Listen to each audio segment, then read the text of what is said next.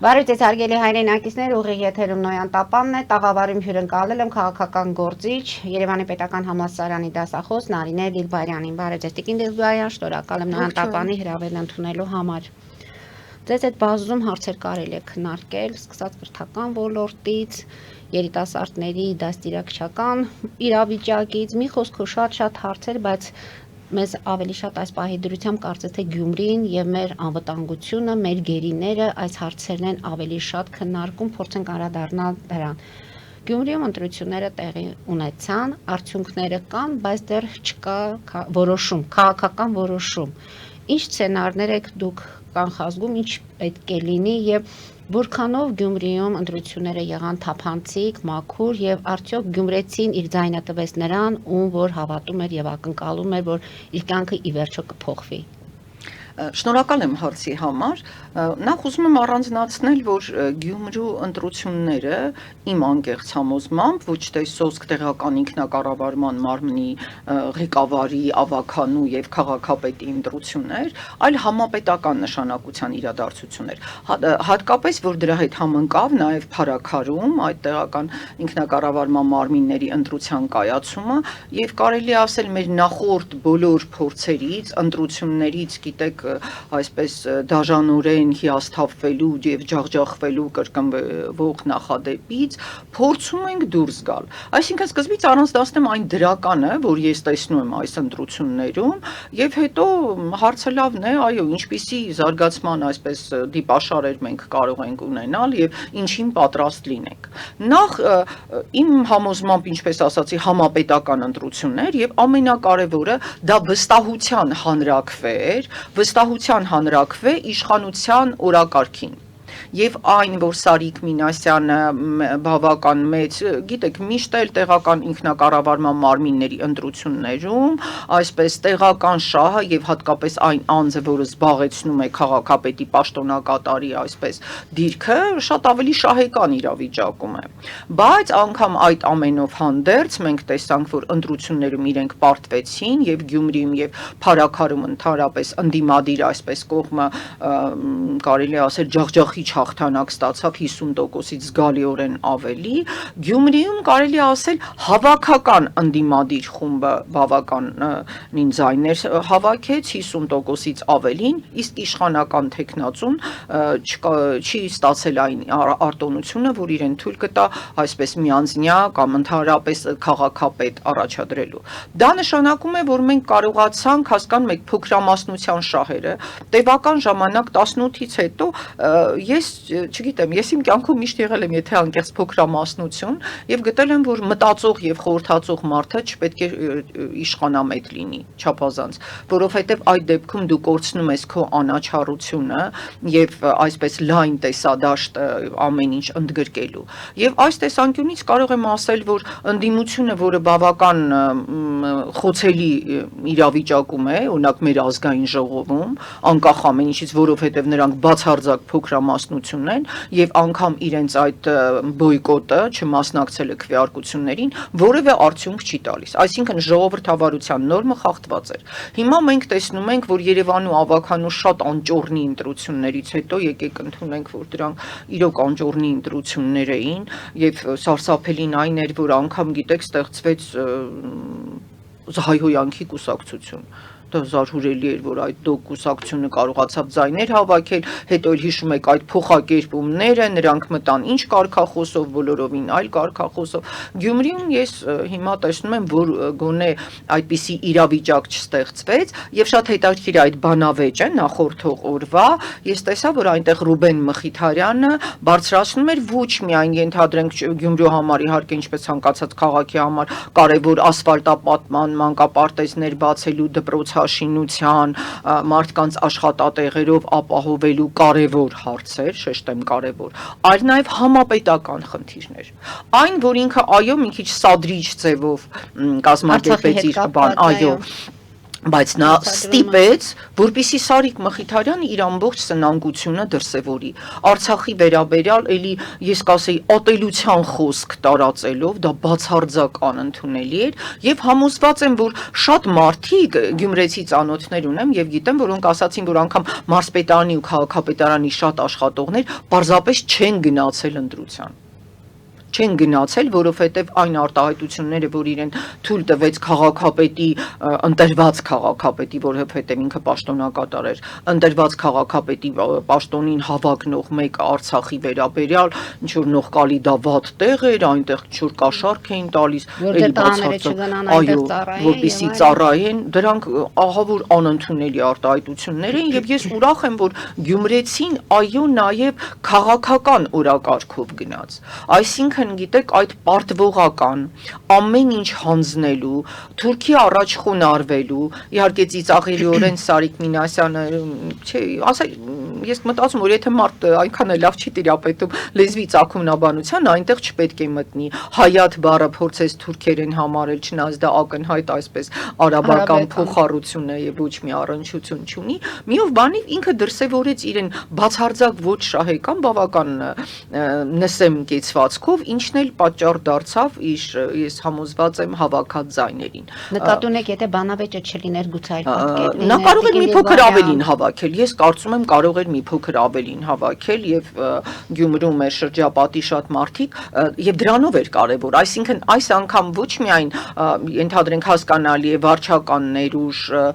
վարչապետը երկրորդ անգամ չգնաց, առաջին անգամ գնալով էլ ես կարծում եմ ընտրաշավին ոչ մի օգուտ չտվեց, որովհետեւ կհիշեք սկսվեց այն ինչպես ասած ящик առ ящик, չգիտեմ, բրաբուս առ բրաբուս հետ ենք բերելու, էլի անիմաստ խոսույթը, որը միանշանակ գյումրեցիներին չխանդավառեց, երկրորդ անգամ նա այդպես էլ այնտեղ չգնաց եւ տեղի ունեցավ ընտրարշավ։ Ընտրարշավին Ռուբեն Մխիթարյանի մասնակցությունը եւս այդպիսի ստեղծարար տեսահոլովակներով, երգերով, երիտասարդությանը ներգրավելով, որոշ իմ կարծիքով այսպես լավ տեխնոլոգիաներ մուտք գործեցին մեր ընտրություններ, այն էլ թիմ ընտրություններ։ Իհարկե մենք պետք է գծենք, որ Գյումրին բավական բարդ քաղաք է ինչ առումով, մեծ քաղաք չէ, բնակչությունը բոլորը իրար ճանաչում են եւ գիտեք այդ ավանդական, ընկերական եւ այլ հարաբերություններից կախվածությունը միշտ արկա է եղել։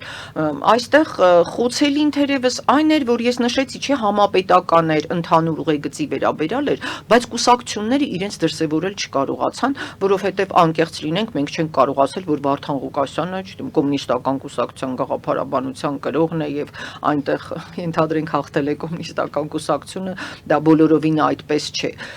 Ինձ համար դա ցավալի էր, չնայած շատերն ասում են, թե թիմ ընտրություններում այնքան էլ կարևոր չէ կուսակցական գաղափարախոսությունը, բայց ես կարծում եմ Հայաստանի պես փոքր եւ փոքրացող երկրում քաղաքներում համենայն դեպս պետք է լինեն այնպիսի տեխնացուներ, որոնք իրականում հստակ քաղաքական ուղեգիծ էլի նաև կուսակցական այսպես գաղափարական ուղղվածություն կարող են ունենալ,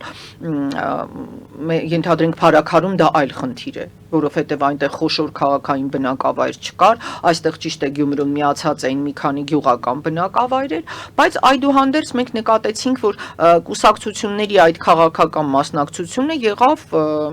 զգալի առումով ձևական, որովհետև կուսակցություններ կային, որ հենց այդ պահին ձևակերպվեցին եւ եթե անկեղծ լինենք կատարվեց անձերի ընտրություն։ Անձերի ընտրությունը էլի իհարկե շատ խոցելի է եւ հիմա եթե անդրադառնանք դիպաշարին, ես համոզված եմ, որ Մարտուն Գրիգորյան եւ Վարդան Ղուկասյան այդ հակադրությունը, որը դարձել է հավերժական այնպես ինչպես Գյումրին, թերևս հանգուցալուծվելու է այն կերպ ինչպես խոստացել էին, այսինքն թույլ չտալ հակառակորդին հանգուցալուծվելու է ի դեմ քաղաքացիական պայմանների, այստեղ են միայն իրեն կարողանալու։ Այս դա միակ հարցն է, որը նրանց համախմբելու է։ Մնացածը քաղաքացիական պայմանների նրանք պատրաստ կլինեն։ Ես ասեմ, ամբողջ ընտրությունը գնում էր ընդդեմ։ Եվ այնտեղից շատ եկածները եւ դա բնական էր։ Եկեք ասենք, որ մենք հիմա այն վիճակում ենք, որ չկա, գիտեք, ինչ որ երրորդ ճանապարհ։ Դու կամ դեմ ես քո պետությունը բացարձակ անկամ, ջախջախված, անձնատվական իրավիճակում ճանաչելուն, եւ տեսեք խաղաղության պայմանագրի մասին է խոսվում, որի տեքստը անգամ մեզ չի հրամցվում, բայց դուք հասկանում եք, չէ, ինչու չի հրապարակվում այդ տեքստը, որովհետեւ այնտեղ ոչ մի հայկական շահին համապատասխան իրողություն չկա։ Նախնական տարբերակներում անգամ ասում են հստակ ձևակերպում չկա, որ Ադրբեջանը ճանաչում է, կողմերը կարող են միմյանց տարածքային ձեռնմխելիություն, այդպիսի մեկնաբանություններ են հնչում, բայց այդ մեկնաբանությունները ցրելու փոխարեն մեզ ընդամենը, չգիտեմ, ասում են տեղը կպայմանավորվենք, կհրապարակենք, դա բացարձակ ոչ ժողովրդավարական, հակապետական, օրենքի խախտմամբ մեր հասարակությանը դարձյալ նոր լրջագույն խնդիրների առաջ կանգնեցնելու հարցեր։ Ուստի այս տեսանկյունից ես ասում, Գյումրվա ընտրությունները դա նշանակում էր ոչ ասել Նիկոլ Փաշինյանի այն քաղաքականությանը, որը իդեպ մատնանշեմ, ոչ մի առնչություն չունի կառավարության այն ծրագրի հետ, որով ինքը ընտրվել է 21 թվականին։ Խնդրեմ բացառեք, ես միշտ բոլորին նիկոլական, ոչ նիկոլական, անդիմադիր, կողմադիր, ասում եմ, բացեք այդ ծրագիրը, գտեք այնտեղ որևէ կետ, որով Արցախը Ադրբեջան է, որով մեր գերիները չպիտի վերադառնան, որովհետև մենք չպետք է զինվենք կամ շատ սակավ զինվենք, մենք պետք է մեր սահմաններին այսպես ըմբռնումով մոտենանք գնդակոծումներ, այդպիսի կետ չկա, այնտեղ գրված է, որ անգամ ճանապարհների ապաշրջափակումը այն տարբերակը, որը դեմ է լինելու եւ հակասելու է Արցախի եւ Հայաստանի միջև կապին, Հայաստանը դրան դեմ է լինելու, դե այն ժամանակ էթնիկ զտման մասին էլ խոսք չկար, այսինքն դա մի ծրագիր է, որ երբ չես նայում անձանց, թե ով է ներկայացրել, դու գնահատում ես որպես այն պետության ընդհանուր ռազմավարությանը համապատասխանող ծրագիր, բայց այդ ծրագրով ընտրվելով ընդ որում օգտագործելով տարօրինակ խորհրդանիշ, ինչպիսին մուրճներ, կհիշեք Նիկոլ Փաշինյան 26 թվականին մուրճով էր դուրս եկել ընտրության, որին չգիտես ինչ Չաքուջ էին անվանում, գրական մուրճ բառն է, բայց իրենք այդ ծրագրով ընտրվեցին, այդ ծրագիրը դարձրին կառավարության ծրագիր, հետո բացարձակապես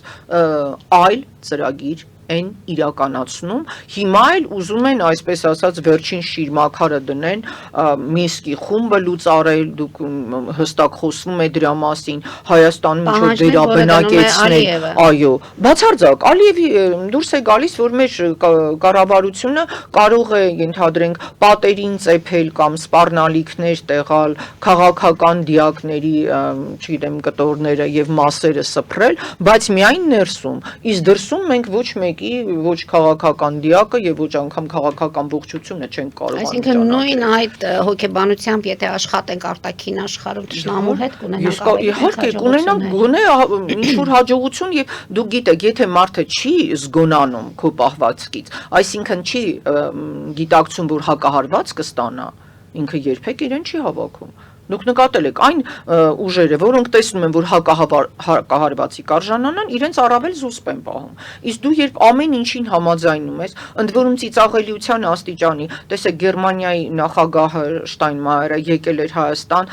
ինչ որ որոշ վիճաբանությունից հետո, բայց նաև նրա այցի շրջանակում ընդգրկվեց Եռաբլուրը, բայց այնտեղ նրա հետ չէր վարչապետը։ Դե որովհետև մենք գիտենք, որ վարչապետը հայտնի է իր այդ անհեթեթագույն խոսույթով, որ ցեղասպանության ժամանակ մեղավոր են եղել ցեղասպանության ենթարկվածները։ Ոչ թե Եռաբլուր։ Կներեք, այլ Ծիծեռնակաբերդը Եռաբլուր չգնաց։ Դա չնայած տեսեք, շահիդների պուրակ գնացել է։ Ես այդ միտքն եմ ուզում զարգացնել, ինչ արագ գնաց։ Գնաց Ծիծեռնակաբերդ, այնտեղ նրա հետ վարչապետը չէր, որը հայտնի է ցեղասպանության խոսույթի վերանայման, կարելի է ասել, սրբապիղծ վարքագծով, անգամ Լեմկինի ինստիտուտը դատապարտեց այդ ամենը, որովհետև դրանով դու նոր դուռ ես բացում նոր ցեղասպանությունների համար, բայց Եռաբլուրն էլ, տեսեք, Ադրբեջանը միշտ շահիդների պուրակ է տանում իրենց մոտ հյուր եկող ցանկացած պետության, չգիտեմ, ներկայացուցչի, ղեկավարի պատվիրակության։ Մեզ մոտ երբևէ Եռաբլուրը այդ կարգավիճակով չի նշվել, բայց ինչու։ Ես օբյեկտիվ հարց եմ բարձրացնում։ գնալ շահիդների պուրակ եւ չգնալ Եռաբլուր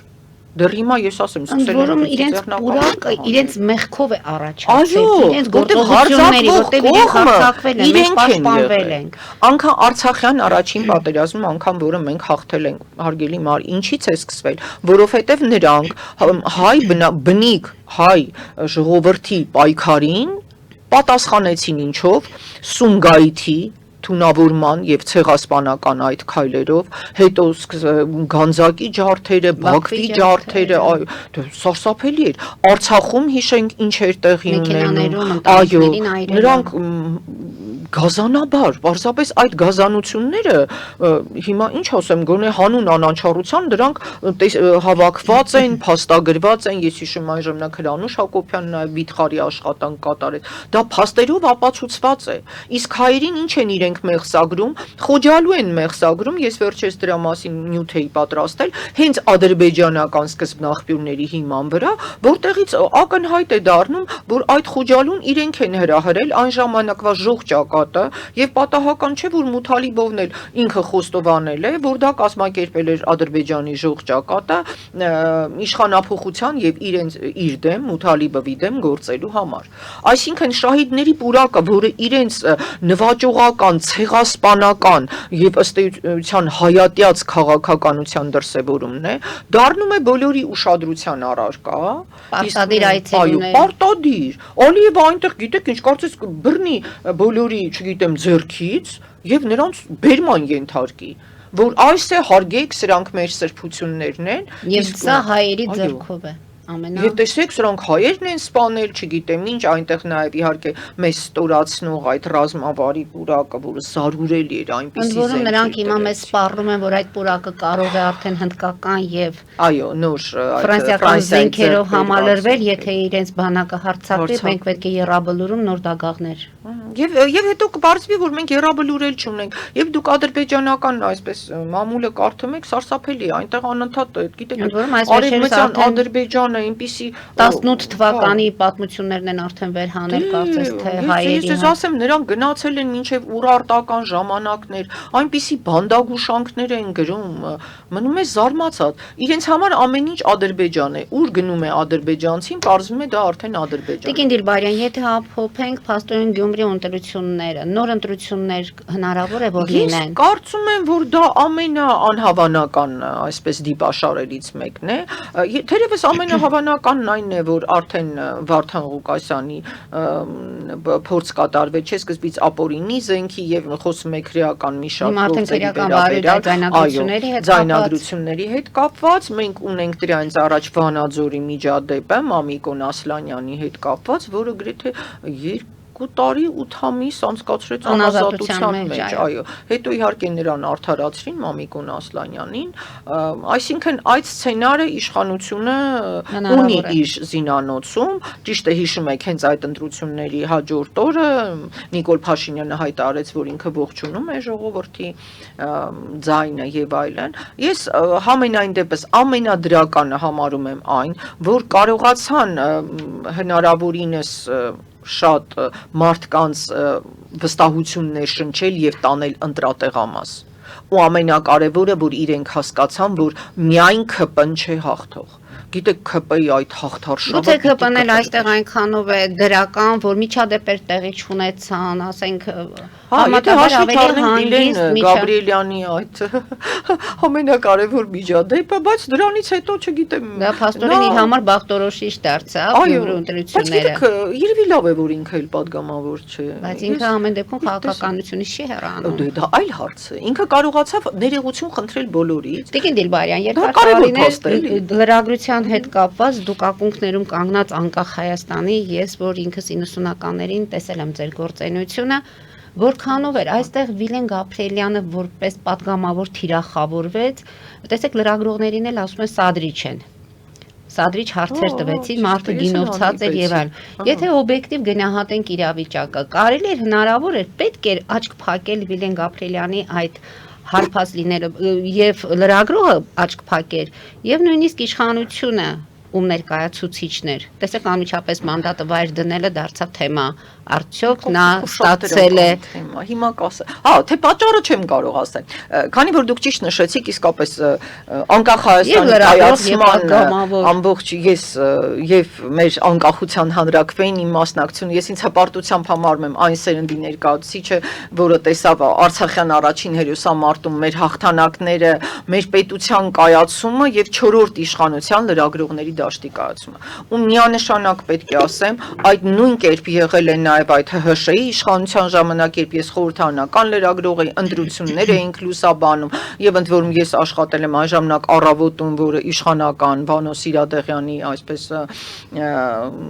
չասեմ հովանավորությամբ, բայց համենայն դեպս նրա այսպես տիրույթում գտնվող, այո, գիտեք, լրատվամիջոցները միշտ պահանջում են մեծ ջանքեր, այն ժամանակ է շատ դժվար էր հրապարակվելը, բայց ես աշխատելով առավոտում, երբ դաշնակցությունը արգելված էր Լևոն Տեր-Պետրոսյանի այն հայտնի այսպես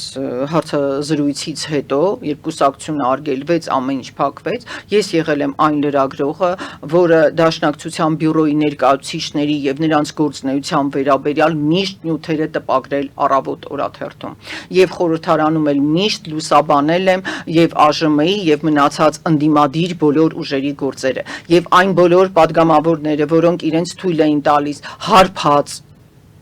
մասնակցել համապետական կամ համաքաղաքային նշանակություն ունեցող որևէ միջոցառման, նրանք անմիջապես թիրախավորվում էին։ Ես ասեմ, իհարկե այն ժամանակ եւս մենք ֆակտորում վերջերս հարցազրույցեր հիշեցինք, որ կարող ենք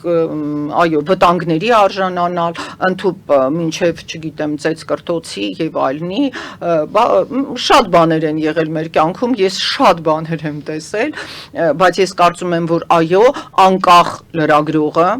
պետք է ցույց տա, թե ինչպիսին չպետք է լինի ազգային ժողովի падգամավորը, ոչ թե իր հանգստյան ժամին, հասկանում եք, չանց հանգստյան ժամին էլ խիստ կասկածահարույց է։ Ամենեքում ընտրություններ էր եւ այդ ժամանակ կարևոր միջոցառում էր։ Դա գիտեք ինչ, դա Գյումրու քաղաքապետի եւ ավականու ընտրություններն էին։ Եվ այդպիսի վիճակում գտնվելը պարզապես շատ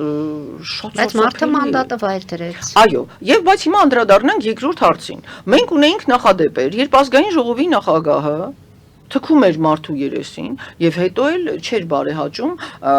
ներողություն խնդրել այդ մարդուց, այլ կհիշեք Ալեն Սիմոնյան ինչ որ ընդհանրական այսպես նոր ժանրի, էլի գրական ժանրի ներողություն խնդրեց Հայաստանի Հանրապետության քաղաքացու։ Ընդ որում դա այնքան նսեմ էր եւ նողկալի, ես ասեմ դրսում, մենք գոռում էին, չգիտեմ, ԿՊ-ն գոռում էր, որ ինքը Հայաստանը դարձել է ժողովրդավարության միջնաբերդ։ Ժողովրդավարության միջնաբերդում ընդհանրապես մարդկանց երեսին չեն թքում, այն էլ չեն հրահանգում իրենց թիկնապահներին բռնել այդ մարդու ձեռքերը, որ ինքը չկարողանա, չգիտեմ, դիմադրել։ Եվ ինքը հրաժարական չտվեց։ Ու էլի տեղի ունեցավ մի քանի բաներ, ես հիմա պետք է արձանագրեմ, չգիտեմ, ուրախությամբ, այո, որ գոնե մեկը իր անվայելուչ, իսկապես զարհուրելի պահվածք էլի, ես ասեմ, գիտեք, ասում են ինչու են լրագրողները սադրել, եղբայր ինչ սադրեին, ինքը սադրված էր, падգամավորը, նա ընտրությունների թեժ ժամանակ ընթացում իրավունք չունի օգտագործել ոգելիչ խմիչքներ, ստանալ այդ կերպարը,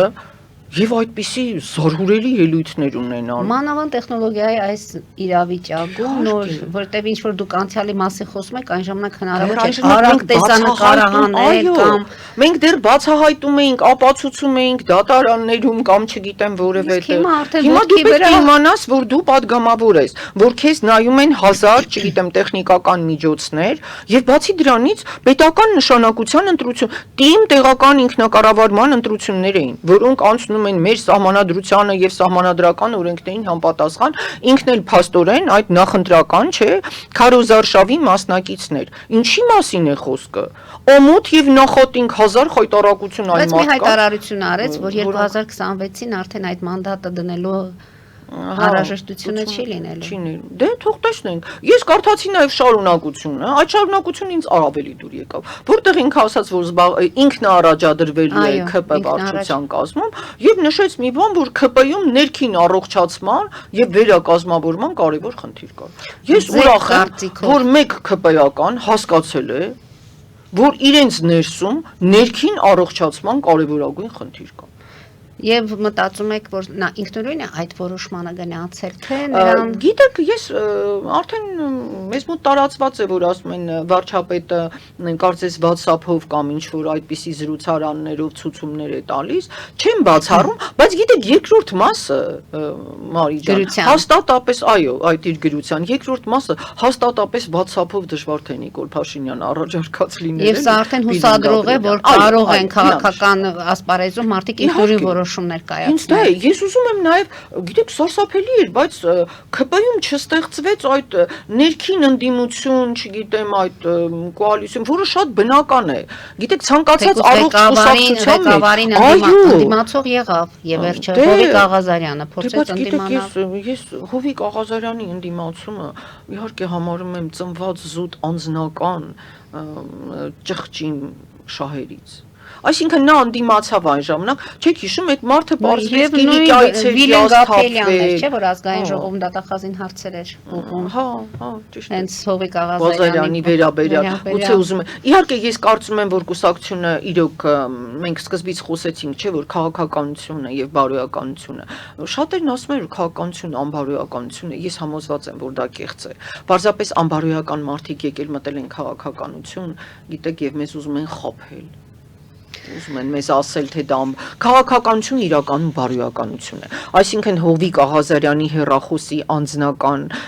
այդ գրագրության կամ չգիտեմ, դրա մեջ մտնելը իհարկե պարզապես անթույլատրելի էր։ Տիկին Դիլբարյան եւ եւս երկու հարց փորձենք մեր այս ժամանակի մեջ տեղավորվել եւ քննարկել գերիների հարցը եւ արցախցիները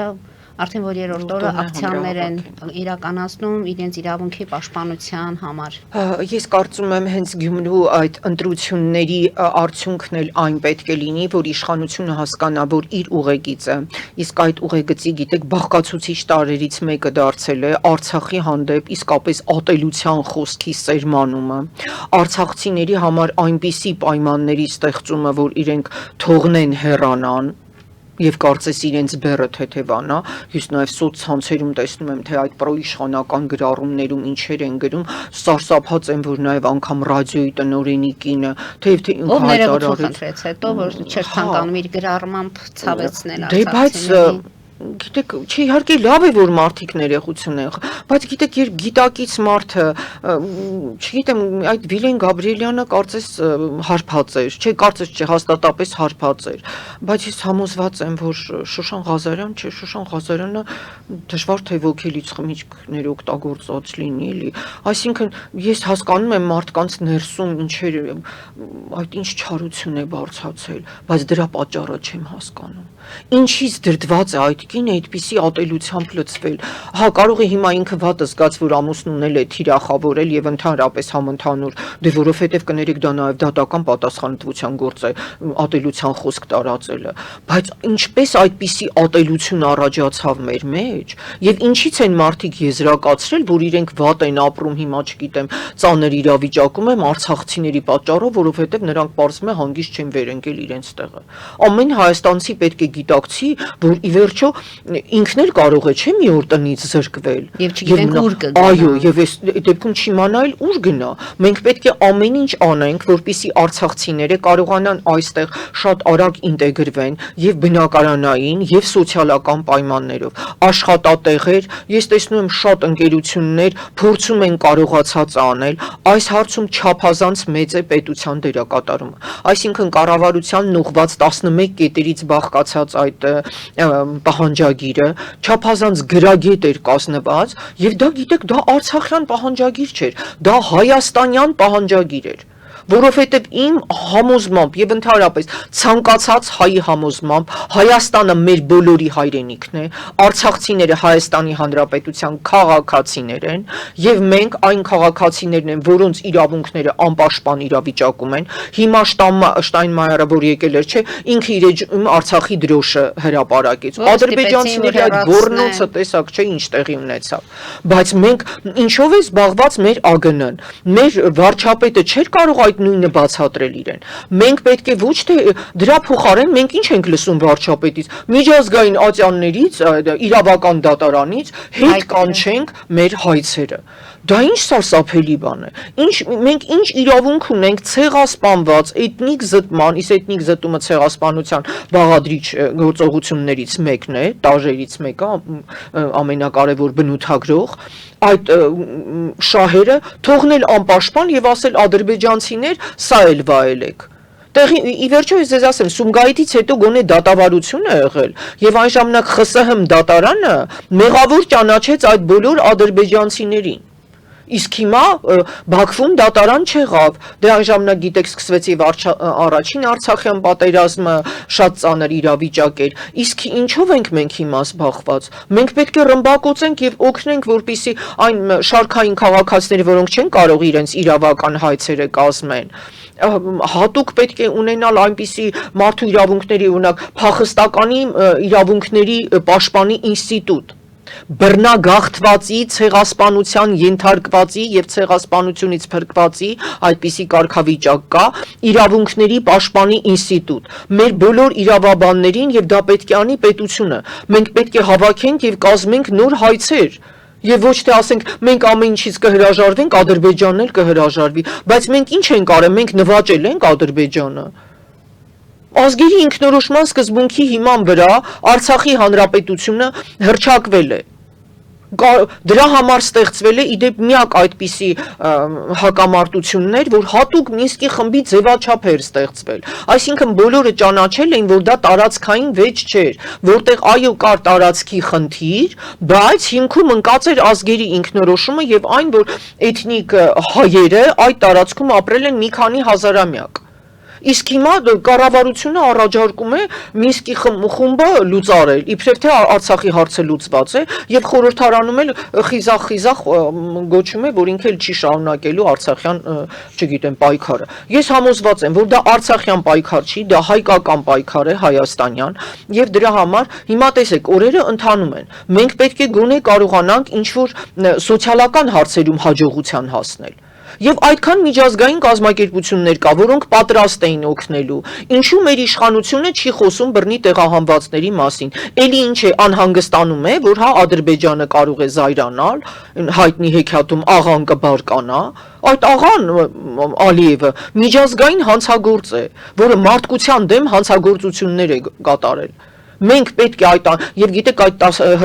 պահանջագրի 11 կետերում նշված էր եւ Մինսկի խմբի լուծարման անթույլատրելիությունը եւ միջազգային